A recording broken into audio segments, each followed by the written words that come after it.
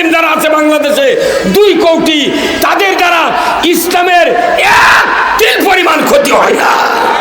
তারা কয় পিচ্ছিরি হয় হয় সম্পূর্ণ ভোরের ছাত্র দৌড়াদা এক পুলিশের বকুত ঘুষি মারছে। ওক জিজ্ঞাসা করছে ভাই তুই মার লুকিয়া করছে আমার মনে ই আমার ভাইক মেরে ফেলল ছিল, তাই করছে কর গুলি। পুলিশ করছে কত কর্ম, গুলি ফুরে গেছে। স্বরাষ্ট্রমন্ত্রী করছে চালাও, ভাই মেয়ে চালাবো কি?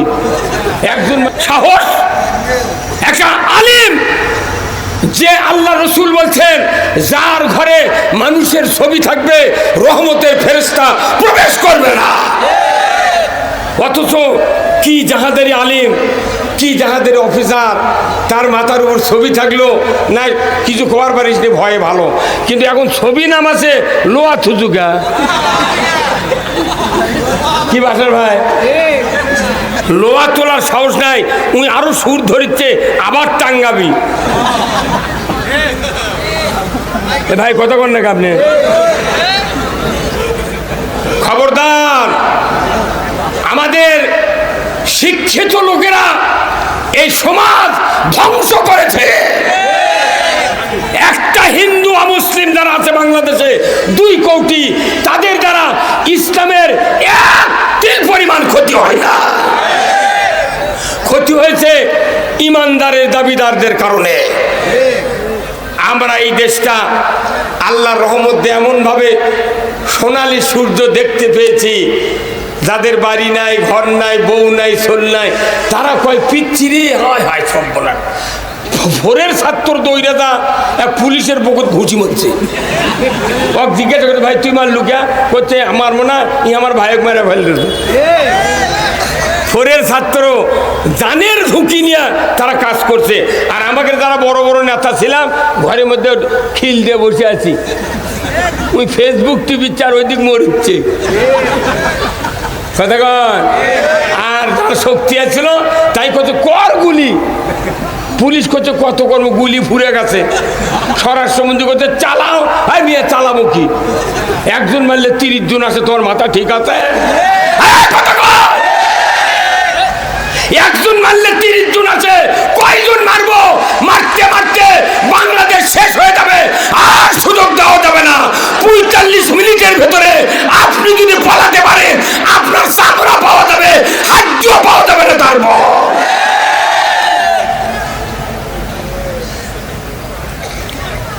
ওই সময় যদি এই জাতির সন্তানেরা এত বড় একটা প্রতিবাদ না দিত, 6 তারিখে 5 তারিখে যদি প্রেক্ষাপট পরিবর্তন না হতো, আমার দেশের কমপক্ষে 20 লক্ষ লোক পরের রাত্রি জেলখানা দূরে যেত।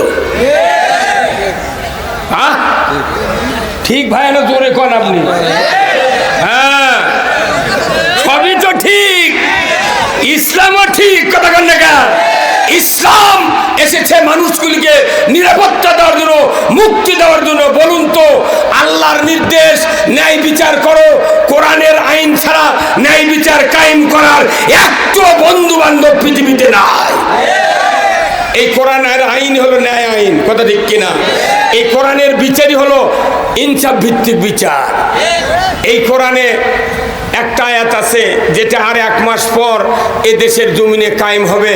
ইয়া আইয়ুহাল্লাযীনা আমানু কুতিবা আলাইকুমুস সিয়ামু কামা কুতিবা আলাল্লাযীনা মিন ক্বাবলিকুম লাআল্লাকুম তাত্তাকুন। জোরে কোন আল্লাহু আকবার।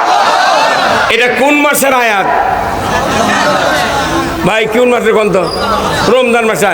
এই আয়াতটা পড়লে সাধারণ মানুষ বুঝতে পারে এটা রোজার আয়াত, তাই না?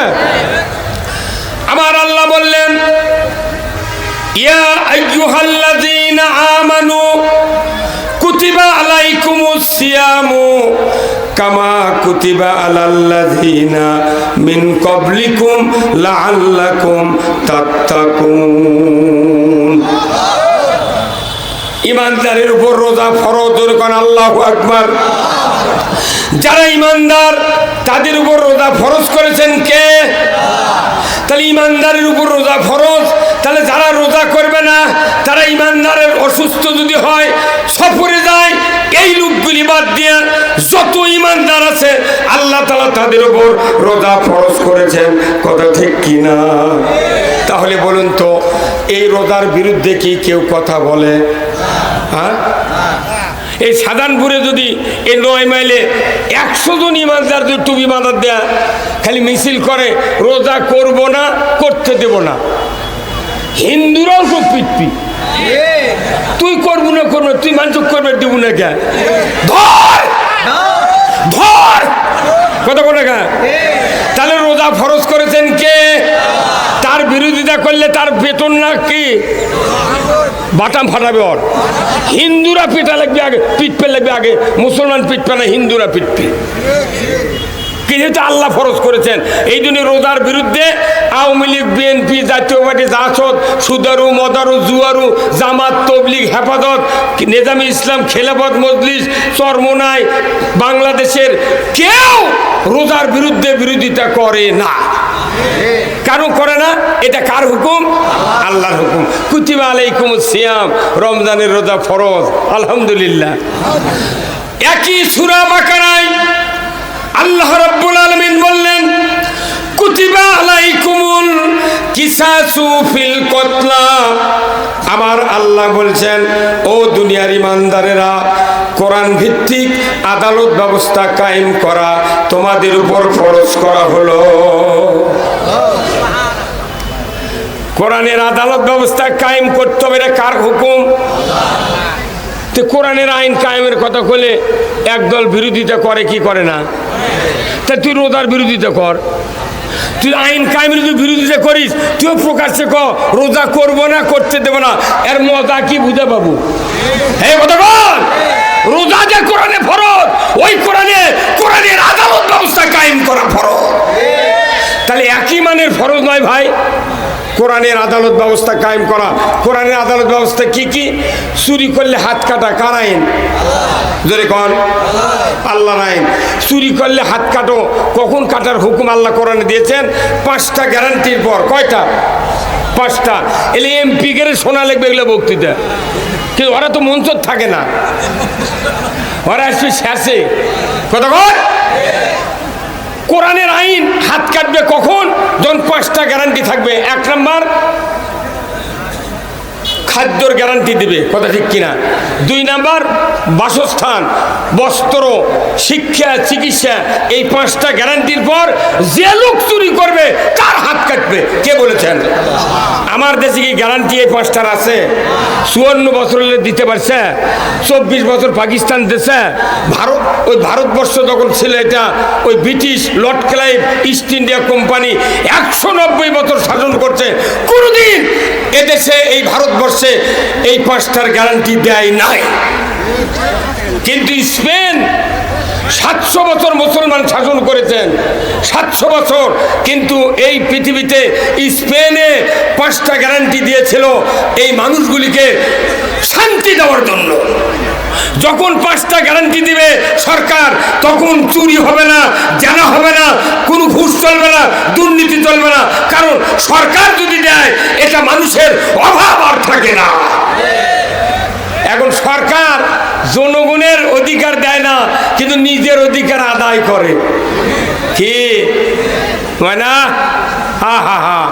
আল্লাহ কোরআনে বলছেন, কুতিবা আলাইকুমুল কিসাস, কোরআনের আদালত ব্যবস্থা কায়েম করা তোমাদের উপর ফরজ করা হয়েছে। আল্লাহু আকবার। কোরআনের আদালত ব্যবস্থা কায়েম করা এটা ফরজ না বোবা? হ্যাঁ জোরেগণ কি? তো এটা মসজিদে বলা লাগবে ইমামের। আর আমরা বাংলাদেশ জামাত ইসলামী যদি বলি, কি বক্তারা বলে, কিংবা অন্য রাজনৈতিক দলেরা কেউ বলে, তখন কয় যে ওই হারুন সাহেব, ওই যে হারুন, চাপায়ের হারুন সংসদে যখন কোরআনের কথা বললেন, তখন বিরোধী দলেরা বলছে, মকুতি তুমি বক্তা আবার কতদিন হতো? কথা কন। ওই বক্তায় আবার এইবার বলিচ্ছে যে বক্তাকে হলো এরা ধর্ম ব্যবসা করে। এই কথা কন। 116 জন বক্তার তালিকা করেছিল রুমিন ফারহানা নাকি, ওর নাম কি, ওই যে ব্যারিস্টার তুরিন আফরোজ, আর হচ্ছে কালামানিক, আর হচ্ছে মুরগি চোরা, শাহরিয়ার কবির। এই 3 জন 116 জন বক্তার তালিকা করছে। তার মধ্যে 108 নম্বর আমি আছি। আমি ঢাকায় কেন্দ্রের যাই, আমাকে মাজলিসুল মুফাসসিরিনের নেতা ছিলেন, তাকে বলেছি আমরা 116 জন বক্তা অচিরেই ওসমানী সিটি মিলনায়তনে একটা সমাবেশ করব। আমাকে ডাকে, কত লক্ষ লোক ঢাকায় যায় এখন ওই বেটারা জানে না, তাড়াতাড়ি ডেট করেন। এই খবর পায়া স্বরাষ্ট্রমন্ত্রী আসাদুজ্জামান কইতে না, এটা স্থগিত করতে হবে, কারণ একজন বিচারপতি তাই বলেছেন, সাবেক আব্দুর রুফ সাহেব বলেছিলেন, আপনি জানেন একটা বক্তার বক্তৃতা শোনার জন্য 20,000, 1 লাখ, 3 লাখ, 16 লাখ পর্যন্ত লোক তৈরি হয়। এই লোকগুলো যদি সব ঢাকাতে আছে, সেই দিন আপনার গদি ছাড়িতে চলে যাওয়া লাগবে। গদি ছাড়ার ভয়ে আমাকে প্রোগ্রাম করতে দেয় নাই। তুমি কেমন করে বললে যে এটা ধর্ম ব্যবসায়ী?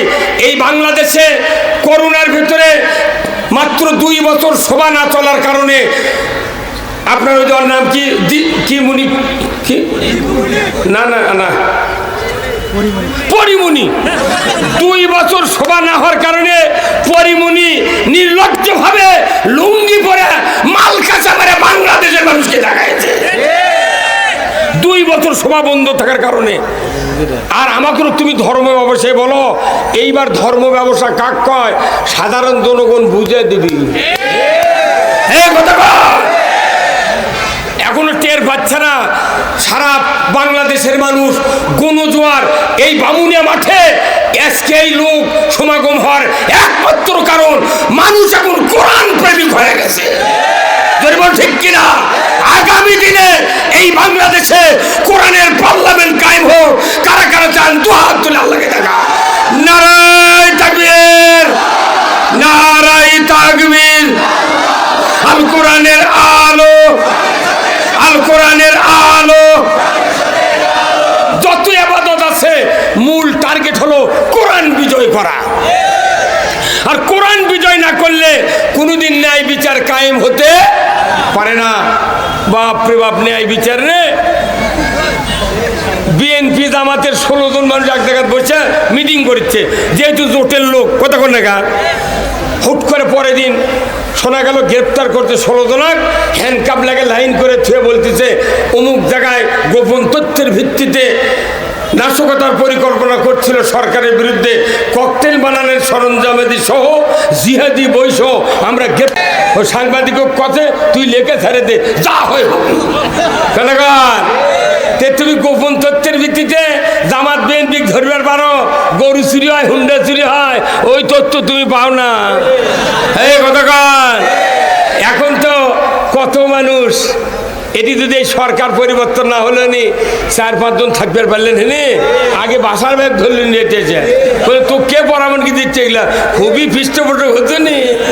এই কথাকার বাতাম ফাটালো হেনে, আর এখন আয়, এখন তথ্য প্রকাশ্যে দিচ্ছে, আয় বাবায় আয়। বগুড়া পুরো জেলা জুলহাজ নামে টিভি অস্থিতিশীল পরিস্থিতি তৈরি করেছিল। ওই বেচারা খাগড়াছড়ি ট্রান্সফার হতে 5 তারিখের 8 তারিখে হতে, তারপরে লেখালেখি শেষ পর্যন্ত চাকরি ছেড়ে দিতে বাধ্য হচ্ছে। তুমি মনে করো আমাকে সরষের জমি শুয়ে থুয়ে তুই শান্তি মতো চাকরি করবো? আমরা আসছি এই দেশত কতক্ষণ দেখা সারা বাংলাদেশে এইবার একটা খেলা আল্লাহ শুরু করে দিয়েছে। আমরা কাজ করি না করি আল্লাহ তাআলা অন্তরে এমন ভাবে মানুষের ইনকারেজ করে দিচ্ছেন, প্রত্যেকটা মানুষ অমুসলিম যত রাজনৈতিক দল আছে প্রত্যেকটা দলের ভেতরে ইসলামের একটা ফিল্ম সৃষ্টি করে দিয়েছে। হ্যাঁ, কিভাবে একটা অটো মেশিনের মতো কথা কর। এই সুযোগ আর হাতছাড়া করা যাবে না ভাই। বিএনপি 100 আর 12টা ইসলামী দল 200, তাহলে কত হলো? 300 সিটলে আমরা ইসলাম কায়েম করবো। এই কত কোন টাকা বিএনপি দেবো ভাই, তোমাকে 3 বার আমরা দেখেছি, তোমরা খালি বিরোধী দল হ্যাঁ থাকো, আমরা আগে ইসলাম কায়েম করি। যদি ইসলাম কেউ না মানে তোমাকে কিয়ামত পর্যন্ত ক্ষমতা দেবো। কিন্তু পেলাপেলি করলে যদি ফসকা দেয়, এখনই হাসিনা চাপাই নবাবগঞ্জে ভারতের লোক দিয়ে হাসলিয়া বোমা লেপটে দিচ্ছে। ভারতের মোকাবেলা করার জন্য চাপাইয়ের লোক জীবন দিয়েও প্রতিবাদ দিচ্ছে, কথা ঠিক কিনা?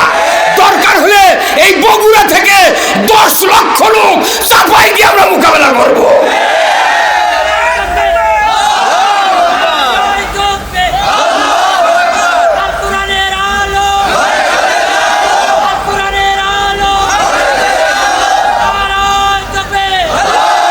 আশ্চর্য কথা, তুমি পালিয়ে গেছো।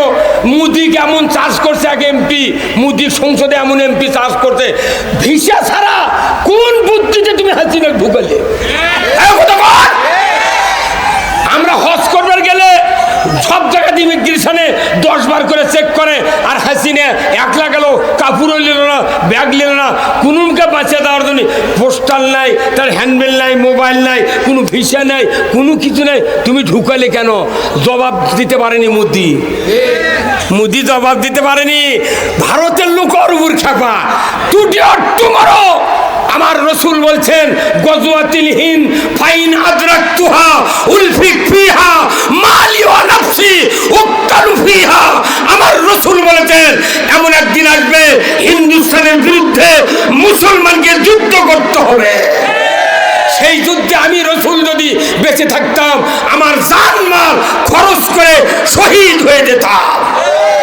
আজকে জাতির কাছে প্রশ্ন, আমরা ইমানদার, আমাদের সৃষ্টিকর্তা কে? আল্লাহর আইন মানতে অসুবিধা আছে তো কেন বিরোধিতা করেন? আপনি কি মসজিদে যান না, খুতবা শোনেননি? আমার রসুলের একটা জটিল হাদিস প্রতিদিন শুক্রবারে পড়া হয়।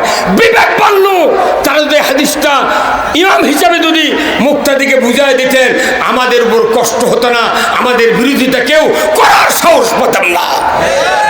আমার রসুলের হাদিস, আল্লাহর নবী বলেছেন ওয়াসুলতানু জিল্লুল্লাহি ফিল আরদি মান আহনা সুলতানাল্লাহি ফিল আরদি আহনাহুল্লাহ।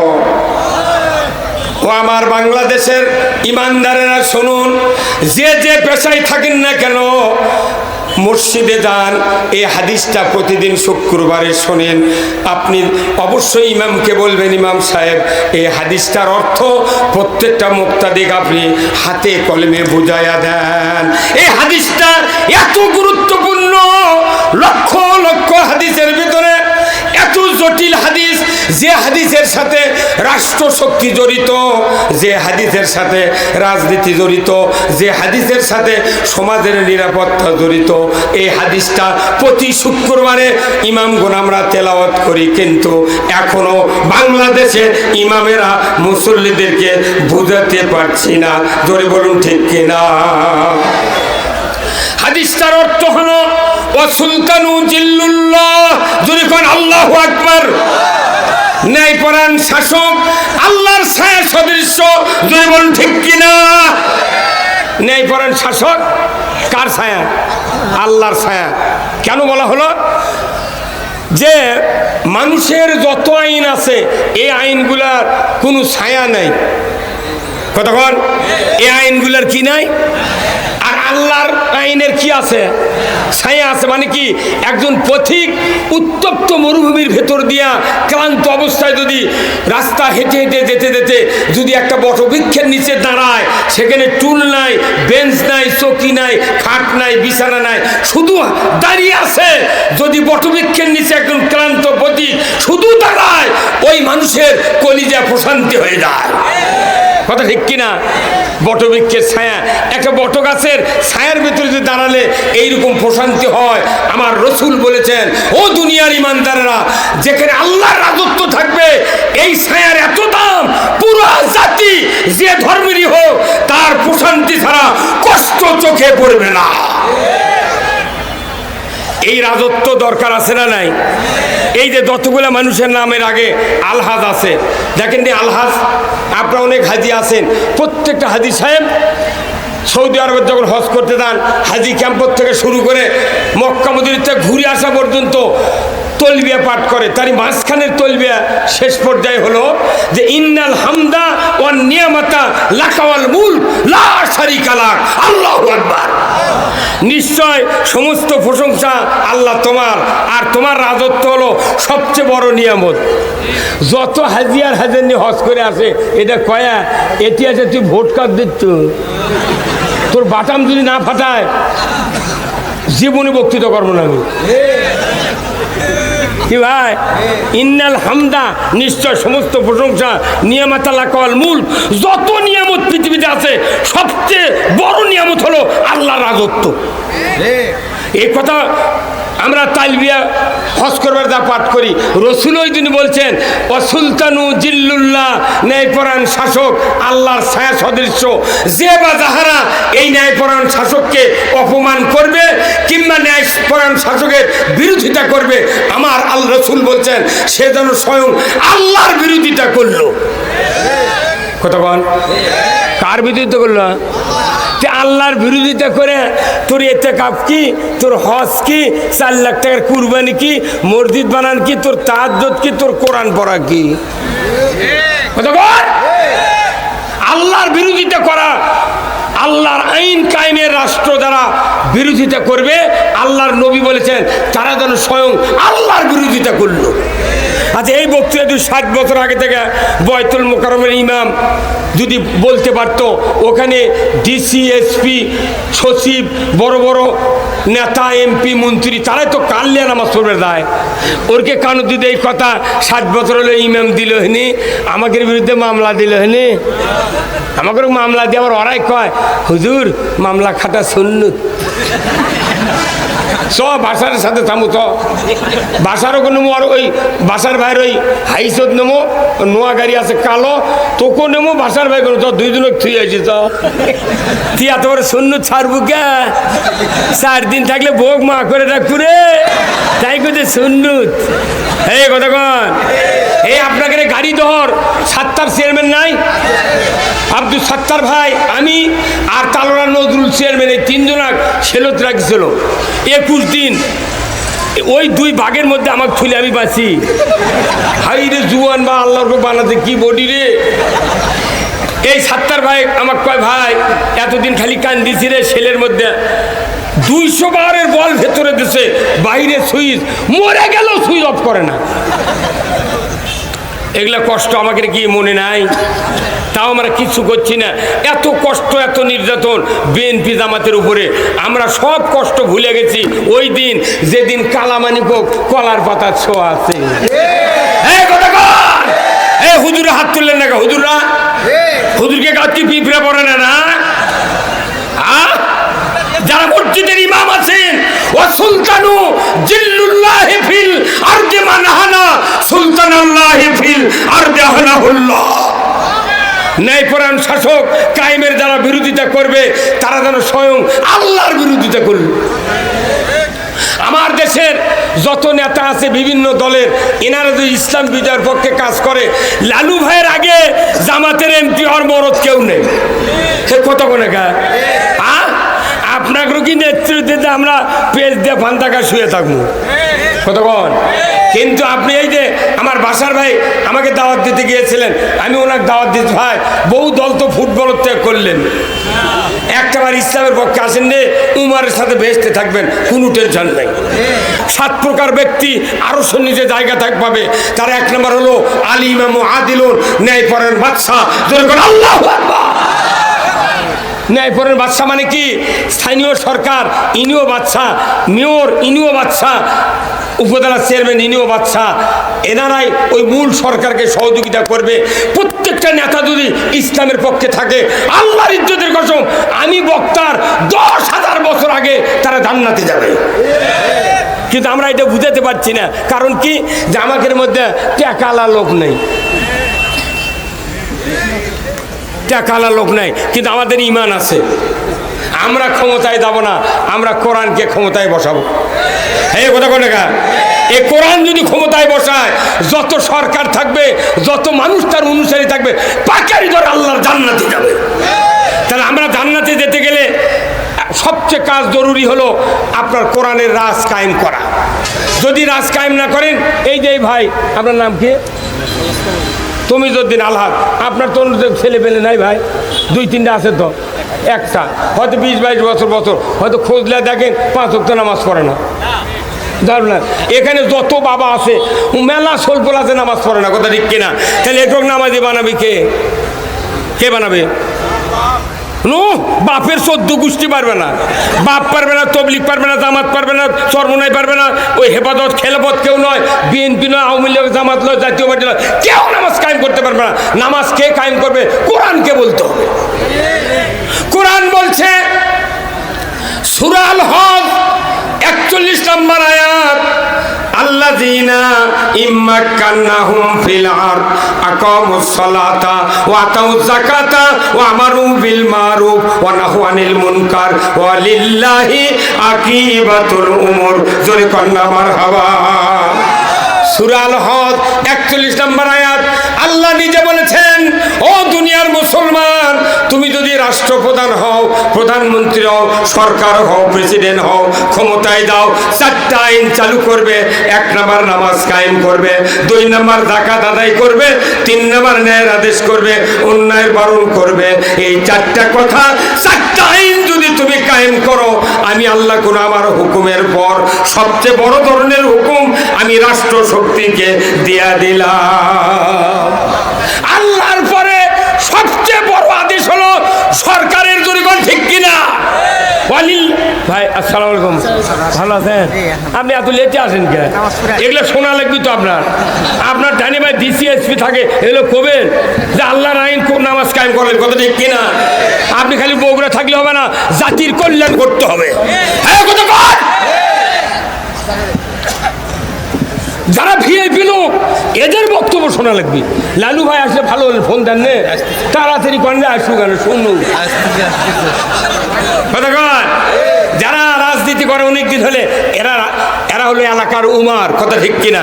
আমরা চাচ্ছি আমাদের বগুড়াকে অন্তত বিভাগের স্বার্থে এই বগুড়াতে ইসলামী হুকুমত কায়েম হোক।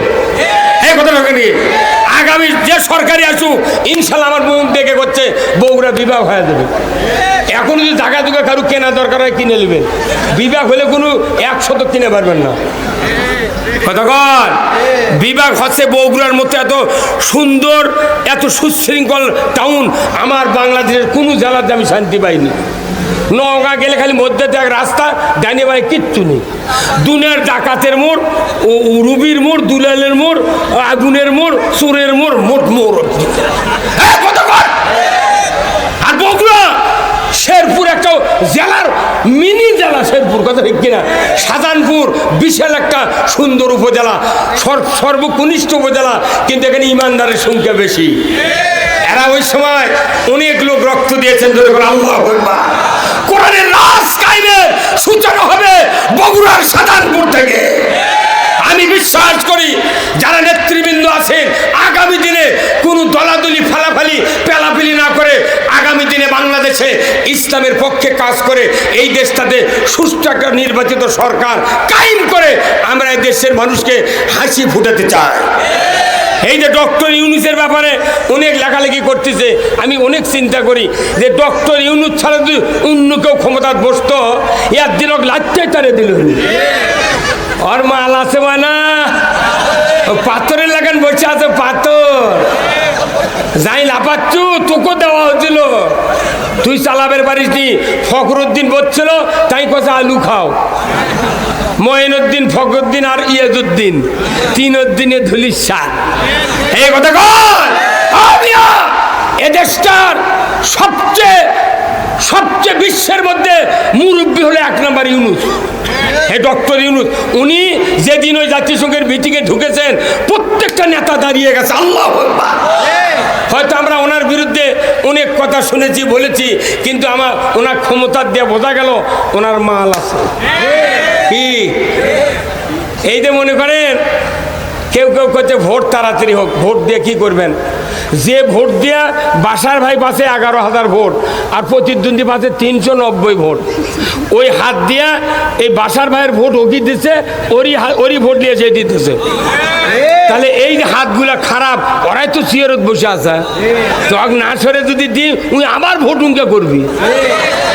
আল্লাহ কোরআনে বলছেন, জ্ঞানের কথা শোনেন, আল্লাহ কোরআনে বলছেন যে আমি মাথার নামে আয়াত দিছি, ব্রেনের নামে দিছি, জিহ্বার নামে, দাঁতের নামে, মুখের নামে, নাকের নামে, কানের নামে, চোখের নামে, এরপরে আত্মা রুহুর নামে, এরপরে হাতের নামে, পায়ের নামে, প্রত্যেকটা অঙ্গের নামে কোরআনে আয়াত আছে, আছে না নাই?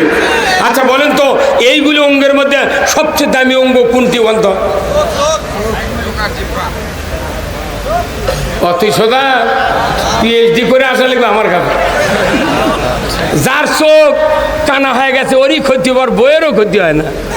কত মানে কে ভাই, আমার চোখ কানা হতে বাসের ভূতে লেগে আমার ক্ষতি হবি, আমার স্ত্রীর কিছু হবি, জীবনে আউ কবে না, খালি হয়তো কবার লাগবে। আরে আপনার কি আছে কথাকার, যার কান ঠসা শুনবার পায় না ওনার ক্ষতি হবি, ওনার মায়েরও ক্ষতি হবে না।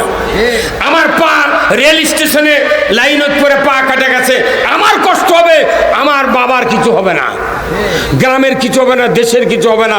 আমার যতগুলো আমি মারা যাই আমার ক্ষতি হয়, কিন্তু দুনিয়ার কারু ক্ষতি হয় না, দুনিয়ারও কোনো ক্ষতি হয় না। আমার আব্বা 96 সনে 1996-এর 2রা নভেম্বর মারা গিয়েছেন। আমার বাপ মরে গেছে, দুনিয়া আরো ভালো হবে এখানে রাস্তায় জন্য কথা কোন না। তাহলে মরে গেলে তার ক্ষতি, চোখ কানা হলে তার ক্ষতি, দুনিয়ার কোনো ক্ষতি হয় না।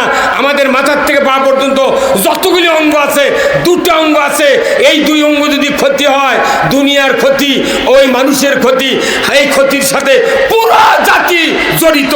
সেই 2টা অঙ্গের নাম হলো 2টা হাত। কয়টা হাত? আমার আল্লাহ কোরআনে বলছেন জাহারাল ফাসাদু ফিল বাররি ওয়াল বাহর বিমা কাসাবাত আইদিন নাস। আব্দুল কাদের ভাই কোন জাহারাল ফাসাদু ফিল বাররি ওয়াল বাহর বিমা কাসাবাত আইদিন নাস। জলস্থলে যা কিছু ঘটে বান্দা তোমাদের 2 হাতে করা কাজের ফল। তার মানে হাত ঠিক দুনিয়া ঠিক, হাত খারাপ দুনিয়া খারাপ। এই 16 বছর সরকার হাতত ব্রেক দিয়ে তুলছিল, এইভাবে কোনো ভোট দিবার পারবো না, এই কথা বল না কেন? তাহলে এই বাংলাদেশ খারাপ করলো এই হাতের জন্য, কথা ঠিক কিনা? হাত খারাপ, বাংলাদেশ খারাপ। আজকে আল্লাহ তাআলা আমাদের হাত কি করে দিয়েছেন? হাত খুলে দিয়েছেন। এখন বাংলাদেশ একবার শান্তিতে ভরে গেছে, কথা ঠিক কিনা? মাত্র 16,000 লোকে দেশ ভালো চালাতে পারেনি, কিন্তু মাত্র 14 জন লোক বাংলাদেশ ঠান্ডা করে দিয়েছে। কি এনা কষ্ট হবি, গরিবের যদি হাতত সংসার যায় এনা কষ্ট হবি ভাই, তো এই কষ্ট মানে নেওয়া লাগবি। কিন্তু সরকারি অফিসাররা এরাই বেশি উৎপাত করছে, স্ট্যাটাস দিচ্ছে, ইটার দাম বেশি ওটার দাম বেশি। তার মানে কি ওরকে ঘুষের টাকা কমে গেছে। এখন বেতনে হাত পড়তে গেল যা, বেতনে হাত পড়তে দেখে ওরাই লাফাচ্ছে, আর গরিব মানুষ যে ভ্যান ছেলে সোলগোল বাজার পারছে না, 60 টাকা কেজি আলু, 25 টাকা কেজি মূলা, ই খায় কি দেয়া। আমিয়া এই বাংলাদেশে যদি সরকারি অফিসার আর যত প্রশাসনিক কর্মকর্তা আছে এনারা কোনোদিন ভোট দেয় না। ভোট দেয় কল্যা আলা, মূলা আলা, কসমেটিক আলা, বাদাম আলা, বাগুন আলা, ভ্যান আলা, রিক্সা আলা। সাধারণ জনগণের ভোট নিয়ে দেয়, ওরাই বেতন বাড়ায়। কি আজ ইউরিয়ার সারের দাম কত? 1360 টাকা। টিউনিশিয়া ফসফেট নাই, ইরি মৌসুম চলিচ্ছে, সার নাই, ইউরিয়ার দাম বেশি। কোনোদিন সংসদে এনে মারামারি হলো না। অ্যামিস্টার টপ একটা ওষুধ, এই ওষুধ না দিলে ধানের দানা হয় না, চিটে ছাড়ে না, ছত্রাকে শেষ হয়ে যায়। এই অ্যামিস্টার টপ 1630 টাকা বোতল। সরকার কি পারতো না যে আমরা 500 টাকা বিক্রি করবো এই বোতল, আর বাদ বাকি টাকা আমি সরকার কোম্পানির দেবো, জনগণকে 500 টাকা দিয়ে দাও? সরকার পারতো না? কিন্তু সরকার এগুলো করবে না, খালি মাল গোছাও, মাল গোছাও, কথা বল না। এই যত টাকা বাংলাদেশ আছে এই টাকা যদি খালি সঠিকভাবে ইউটিলাইজ হতো, সঠিকভাবে যদি বন্টন হতো, আমার বিশ্বাস বাংলাদেশ টুডে অর টুমরো সব দিক দিয়ে নিরাপত্তা দিতে পারবে, কথা ঠিক কিনা? এই জন্য আসুন আমরা বলতেছিলাম খয়রুল কুরুনি কারনি সুম্মাল্লাযিনা ইয়ালুনাহুম। 3য় বক্তব্য রাসূলের, খয়রুল কুরুনি কারনি সুম্মাল্লাযিনা ইয়ালুনাহুম সুম্মাল্লাযিনা ইয়ালুনাহুম। কার বক্তব্য এটা কোন? তো আল্লাহর। এই বক্তব্য হলো রাসূলের। মসজিদে নববীতে উনি যখন রাষ্ট্রপ্রধান, ওই সময় উনি বলেছেন খয়রুল কুরুনি কারনি সুম্মাল্লাযিনা ইয়ালুনাহুম সুম্মাল্লাযিনা ইয়ালুনাহুম। আমার নবী বলেছেন আমার যুগ হলো সেরা যুগ, আমার যুগ হলো সোনার যুগ, আমার যুগ হলো সবচেয়ে নিরাপত্তার যুগ। জোরে বলুন ঠিক কিনা? আমার সভাপতি সাহেব আব্দুল কাদের ভাই উনি আমার অনেক মুরব্বী, উনিও খতিব, উনিও মসজিদে জুমার খুতবা দিয়েছেন। আমার সভাপতি সাহেব মুরব্বী, ইনিও খুতবা দিয়েছেন, কথা ঠিক কিনা? উনিও বলেছেন খয়রুল কুরুনি, প্রায় ওনার বয়স 90 বছর। 90 বছর হলে বাংলাদেশে বলছেন খয়রুল কুরুনি কারণী। আমি 47 বছর হলে ইমামতি করি, আমিও বলি খয়রুল কুরুনি কারণী। কোনো মুক্তাদি কোনো মোতাল্লি ইমামের সাথে প্রতিবাদ করে নাই। হুজুর আপনি খয়রুল কুরুনি কারণী বলছেন, রসুল বলেছেন আমার যুগ সেরা যুগ, আপনি যে খুতবাত করতেছেন খয়রুল কুরুনি, আপনার যুগ কি সেরা যুগ? কে ভাই আমাদের যুগ সেরা যুগ ভাই? হ্যাঁ আমাদের যুগ কি সারা যুগ? আমাদের যুগ তো সারা নাই, আমাদের যুগ